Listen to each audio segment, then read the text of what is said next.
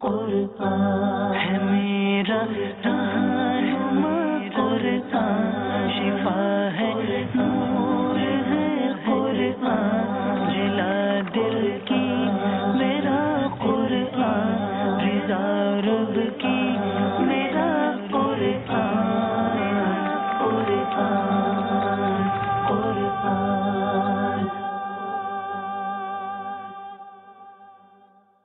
अल्हम्दुलिल्लाहि रब्बिल आलमीन वस्सलातु वस्सलामु अला सय्यिदिल मुरसलीन, अम्मा बाद फ़अऊज़ु बिल्लाहि मिनश शैतानिर रजीम, बिस्मिल्लाहिर रहमानिर रहीम। मीठे मीठे इस्लामी भाइयों और मदनी चैनल के नाज़रीन, सिलसिला है एक किस्सा है कुरान से। कुरान है मेरा रहनुमा, कुरान शिफा है, नूर है कुरान, जिला दिल की मेरा कुरान, रिज़ा रब की मेरा कुरान, कुरान कुरान। कुरान मजीद के प्यारे प्यारे मुख्तलिफ और खूबसूरत वाक़यात हम इस सिलसिले में सुनते हैं। आज जो किस्सा आपको सुनाना है बड़ा ही अनोखा है और शायद आपकी मालूमात में बहुत ज़्यादा इजाफे का बाइस होगा। आज दुनिया भर में कत्ल व गारतगिरी बड़ी आम है और यकीनन ये अफसोसनाक भी है। लेकिन क्या आप ये जानते हैं कि दुनिया में सबसे पहला कत्ल कब हुआ था, किसका हुआ था, क्यों हुआ था, कातिल कौन था और मकतूल कौन था? ये सब कुछ कुरान मजीद फुरकान हमीद में मौजूद है और आज कुरान पाक का ये वाक़या हमने सुनना है। सबसे पहला कातिल और सबसे पहला मकतूल। रूए ज़मीन पर सबसे पहला कातिल काबिल और सबसे पहले मकतूल हाबील हैं। काबिल और हाबील ये दोनों हज़रत आदम अला नबीना अलैहिस्सलातु वस्सलाम के फर्जंद हैं। हज़रत आदम अलैहिस्सलातु वस्सलाम की औलाद का निकाह का दस्तूर ये था कि एक हमल में एक लड़का और लड़की जो पैदा होते थे वो दूसरे हमल के लड़का और लड़की से उनका निकाह किया जाता था। यानी हज़रत हव्वा रज़ी अल्लाह ताला अन्हा के यहाँ हर हमल में, हर प्रेगनेंसी में एक लड़का और एक लड़की पैदा होते थे, मगर चूंकि वो एक साथ पैदा होते थे तो उस दस्तूर के मुताबिक उन दोनों का निकाह साथ नहीं हो सकता था। दूसरे हमल में, दूसरी प्रेगनेंसी में जो औलाद पैदा होती थी लड़का और लड़की, उनका पहले हमल वालों से निकाह होता था। चूंकि इंसानियत को फरोग देना था, मजीद दुनिया में यूं समझिए कि मखलूक को बढ़ाना था, तो ये एक दस्तूर उस जमाने में था। बहरहाल इसी दस्तूर के मुताबिक हज़रत आदम अलैहिस्सलातु वस्सलाम ने काबिल का निकाह लिब्जा से जो हाबील के साथ पैदा हुई थी करना चाहा, मगर काबिल इक्लीमा से निकाह करना चाहता था जो खुद उसके साथ पैदा हुई थी। वो ज्यादा खूबसूरत थी। हज़रत आदम अलैहिस्सलातु वस्सलाम ने उसे बड़ा समझाया कि इक्लीमा तेरे साथ पैदा हुई है, तुम्हारा उसके साथ निकाह नहीं हो सकता, मगर काबिल अपनी जिद पर अड़ा रहा। हज़रत आदम अलैहिस्सलातु वस्सलाम ने काबिल और हाबील दोनों से कहा कि तुम दोनों अल्लाह की बारगाह में अपनी अपनी कुर्बानियां पेश करो, जिसकी कुर्बानी कबूल हो गई वही इक्लीमा का हकदार होगा। और उस जमाने में कुर्बानी कबूल होने का तरीका क्या था कि अपनी अपनी कुर्बानी जो भी अल्लाह की बारगाह में वो पेश करते थे तो आसमान से आग आकर उसे गोया खा लिया करती, जला दिया करती, और वही उसकी मकबूलियत की निशानी होती थी। चुनांचे काबिल ने गेहूं की कुछ बालें और हाबील ने एक बकरी कुर्बानी के लिए पेश की। अब इन दोनों ने अपनी अपनी कुर्बानी रख दी। आसमानी आग ने हाबील की कुर्बानी को खा लिया और काबिल के गेहूं को छोड़ दिया। अब इस बात पर काबिल के दिल में बुग़्ज़ व हसद पैदा हो गया और उसने हाबील को कत्ल करने की ठान ली और हाबील से कह दिया कि मैं तुझको कत्ल करूंगा। हाबील ने अपने भाई से कहा भी कि कुर्बानी कबूल करना ये अल्लाह ताला का काम है और वो मुत्तकी बंदों ही की कुर्बानी कबूल करता है। अगर तू मुत्तकी होता तो तेरी कुर्बानी भी जरूर कबूल होती। साथ ही हाबील ने यह भी कह दिया कि अगर तू मेरे कत्ल के लिए हाथ बढ़ाएगा तो मैं तुझ पर अपना हाथ नहीं उठाऊंगा, क्योंकि मैं अल्लाह से डरता हूं। मैं ये चाहता हूं कि मेरा और तेरा गुनाह दोनों तेरे ही पल्ले पड़े और तू दोज़खी हो जाए, क्योंकि बेइंसाफों की यही सजा है। आखिर काबिल ने अपने भाई हाबील को कत्ल कर दिया। बवक्त कत्ल हाबील की उम्र 20 बरस की थी और कत्ल का यह हादसा मक्का मुकर्रमा में जबल सौर के पास या जबल हिरा की घाटी में हुआ। और बास का कौल यह है कि बसरा में जिस जगह मस्जिद आजम बनी हुई है, मंगल के दिन ये सानहा हुआ। रिवायत यह है کہ جب حابیل قتل ہو گئے تو 7 دنوں تک زمین میں زلزلہ رہا، اور وحوش و طیور اور درندوں میں یعنی پرندوں، جانوروں اور درندوں میں ایک اضطراب اور بے چینی پھیل گئی، اور قابیل جو بہت ہی گورا اور خوبصورت تھا، بھائی کا خون بہاتے ہی اس کا چہرہ کالا اور نہایت بدصورت ہو گیا، اور حضرت آدم علیہ السلام کو اس بات کا بے حد رنج ہوا، بے حد غم ہوا، یہاں تک کہ حابیل کے رنج و غم میں 100 برس تک آپ کے چہرے پر مسکراہٹ اور ہنسی نہ آئی۔ حضرت آدم علیہ السلام نے شدید غضبناک ہو کر قابیل کو پھٹکار کر اپنے دربار سے نکال دیا، اور وہ بدنصیب اکلیمہ کو ساتھ لے کر یمن کی سرزمین عدن چلا گیا۔ وہاں ابلیس اس کے پاس آ کر کہنے لگا کہ حابیل کی قربانی کو آگ نے اس لیے کھا لیا کہ وہ آگ کی پرستش کرتا تھا، وہ آگ کی پوجا کرتا تھا، لہذا تم بھی آگ کی پرستش کرنا شروع کر دو، تم بھی آگ کو پوجنا شروع کر دو۔ اب قابیل نے گویا آگ کی عبادت کے لیے ایک عبادت گاہ بنائی اور اس نے اس کی پوجا شروع کر دی۔ میٹھے اسلامی بھائیوں، یہ دنیا میں پہلا شخص تھا جس نے آگ کی پوجا کرنا شروع کی۔ یہ روئے زمین پر پہلا شخص تھا جس نے اللہ تعالیٰ کی نافرمانی اور سب سے پہلے زمین پر خون ناحق کیا، اور یہ پہلا وہ مجرم ہے جو جہنم میں سب سے پہلے ڈالا جائے گا۔ حدیث پاک میں آتا ہے کہ روئے زمین پر قیامت تک جو بھی خون ناحق ہوگا، قابیل اس میں حصہ دار ہوگا، کیونکہ اسی نے سب سے پہلے قتل کا دستور نکالا۔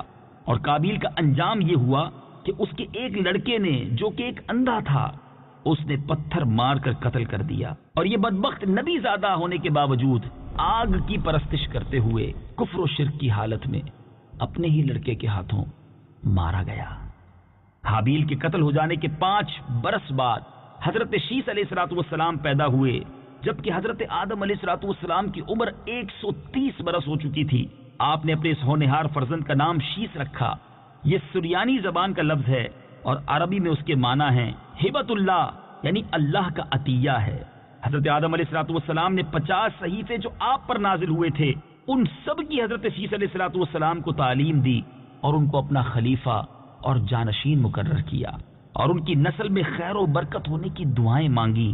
ہمارے پیارے آقا مدینے والے مصطفیٰ صلی اللہ تعالی علیہ وآلہ وسلم حضرت شیس علیہ السلام ہی کی اولاد میں سے ہیں۔ میٹھے میٹھے اسلامی بھائیوں، یہ واقعہ جس میں دنیا کے سب سے پہلے قتل، سب سے پہلے قاتل، سب سے پہلے مقتول، سب سے پہلے مجرم کا تذکرہ قرآن مجید میں کہاں اور کیسے واقع ہے، آئیے سنتے ہیں۔ بسم اللہ الرحمن الرحیم وَاتْلُ عَلَيْهِمْ نَبَأَ ابْنَيْ آدَمَ بِالْحَقِّ إِذْ قَرَّبَا قُرْبَانًا فَتُقُبِّلَ مِنْ أَحَدِهِمَا وَلَمْ يُتَقَبَّلْ مِنَ الْآخَرِ قَالَ لَأَقْتُلَنَّكَ قَالَ إِنَّمَا يَتَقَبَّلُ اللَّهُ مِنَ الْمُتَّقِينَ۔ ترجمہ: اور اے حبیب، انہیں آدم کے 2 بیٹوں کی سچی خبر پڑھ کر سناؤ۔ جب دونوں نے ایک ایک قربانی پیش کی تو ان میں سے ایک کی طرف سے قبول کر لی گئی اور دوسرے کی طرف سے قبول نہ کی گئی، تو وہ دوسرا بولا میں ضرور تجھے قتل کر دوں گا۔ پہلے نے کہا اللہ صرف ڈرنے والوں سے قبول فرماتا ہے۔ لئن بسطت إلي يدك لتقتلني ما أنا بباسط يدي إليك لأقتلك إني أخاف الله رب العالمين۔ ترجمہ: بے شک اگر تو مجھے قتل کرنے کے لیے میری طرف اپنا ہاتھ بڑھائے گا تو میں تجھے قتل کرنے کے لیے اپنا ہاتھ تیری طرف نہیں بڑھاؤں گا۔ میں اللہ سے ڈرتا ہوں جو سارے جہانوں کا مالک ہے۔ انی اريد ان تبوء بإثمي وإثمك فتكون من اصحاب النار وذلك جزاء الظالمین۔ ترجمہ: میں تو یہ چاہتا ہوں کہ میرا اور تیرا گناہ دونوں تیرے اوپر ہی پڑ جائیں تو تو دوزخی ہو جائے، اور ظلم کرنے والوں کی یہی سزا ہے۔ جی میٹھے میٹھے اسلامی بھائیوں، آپ نے تلاوت قرآن پاک بھی سنی، ترجمہ قرآن بھی سنا۔ واقعہ بھی سنا، سیکھا کیا؟ آئیے کچھ عبرت کے مدنی پھول چنتے ہیں، آپ کی طرف بڑھاتا ہوں، اپنے دل کے مدنی گلدستے میں سجاتے جائیے۔ اس واقعے سے سب سے پہلا جو مدنی پھول ہمیں سیکھنے کو مل رہا ہے کہ دنیا میں سب سے پہلا قتل ناحق جو ہوا وہ ایک عورت کے معاملے میں ہوا، لہذا عورت کے فتنے سے ہمیں پناہ مانگنی چاہیے۔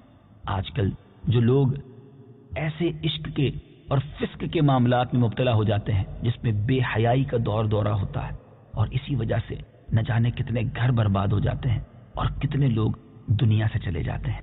ہم سب کو اللہ تعالی حیا کی چادر عطا فرمائے اور بے پردگی اور بے حیائی کے معاملات سے بچنا نصیب فرمائے۔ قابیل نے جذبہ حسد میں گرفتار ہو کر اپنے بھائی کو قتل کیا۔ اس سے معلوم ہوا کہ حسد کیسی خطرناک اور کتنی گہری قلبی بیماری ہے۔ اسی لیے قرآن مجید میں وَمِن شَرِّ حَاسِدٍ إِذَا حَسَدَ فرما کر حکم دیا گیا کہ حاسد کے حسد سے خدا کی پناہ مانگتے رہو، لہذا کسی سے حسد نہ کیجیے۔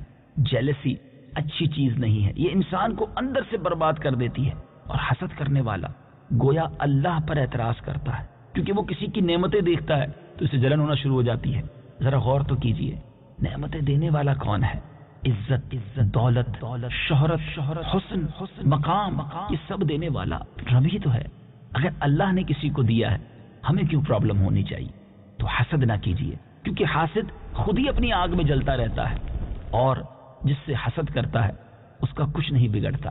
اور یہ حسد جو ہے، یہ حدیث پاک کا خلاصہ ہے کہ حسد ایمان کو اس طرح برباد کر دیتا ہے جس طرح سرکہ شہد کو برباد کر دیتا ہے۔ اللہ مجھے بھی اور آپ کو بھی حسد کی بیماری سے محفوظ فرمائے۔ سب کا بھلا سوچتے رہیے۔ بزرگ بڑی پیاری بات کہا کرتے تھے، سب کا بھلا، سب کی خیر، سب کے بھلے میں اپنی خیر۔ تیسری بات جو اس واقعے سے سیکھنے کو ملی کہ خون ناحق کتنا بڑا جرم عظیم ہے، کہ اس جرم کی وجہ سے ایک نبی علیہ الصلوۃ والسلام کا فرزند اپنے باپ حضرت آدم علیہ الصلوۃ والسلام کے دربار سے راندائے درگاہ ہو کر، یعنی مردود ہو کر، کفر و شرک میں مبتلا ہو کر مر گیا، اور قیامت تک ہونے والے ہر خون ناحق کا ذمہ دار، ہر خون ناحق کا حصہ دار بن کر عذاب جہنم میں گرفتار ہوگا۔ ایک اور بات یہ سیکھنے کو ملی کہ جو شخص برا طریقہ ایجاد کرتا ہے، قیامت تک اس برے طریقے کے ایجاد کرنے کی وجہ سے جو اس پر عمل کرتا رہے، اس ایجاد کرنے والے کو، اس انیشیٹو لینے والے کو، اس برے کام کی ابتدا کرنے والے کو یہ عذاب اور یہ گناہ دیا جاتا رہے گا، وہ برابر کا شریک اور حصہ دار بنے گا۔ ہم اپنے رب سے دعا کرتے ہیں، یا اللہ ہمیں نیک، صالح، ماں باپ کا ہاتھ پکڑ کر جنت میں لے جانے والی اولاد عطا فرما۔ ہم میں سے جو صاحب اولاد ہیں، ہم اللہ کی بارگاہ میں دعا کرتے ہیں، اللہ ہماری اولادوں کو ہماری مغفرت کا ذریعہ بنا، ہمارے لیے ثواب جاریہ کا باعث بنا۔ اور ہم میں سے جو بے اولاد ہیں، ہم اللہ سے دعا کرتے ہیں، اے رب کریم تمام بے اولاد مسلمانوں نیک، صالح اور ثواب جاریہ بننے والی اولاد عطا فرما، آمین بجاہ النبی الامین صلی اللہ تعالی علیہ وسلم۔ مدنی چینل دیکھتے رہیے، سلسلہ جاری ہے۔ اگلے سلسلے میں ایک اور قرآنی واقعہ ہوگا، ایک اور قصہ ہوگا، اور انشاءاللہ اس کے ذریعے اور قرآن پاک کے فیضان کو حاصل کریں گے۔ صلو علی الحبیب صلی اللہ تعالی علی محمد صلی اللہ علیہ وسلم۔ قرآن ہے میرا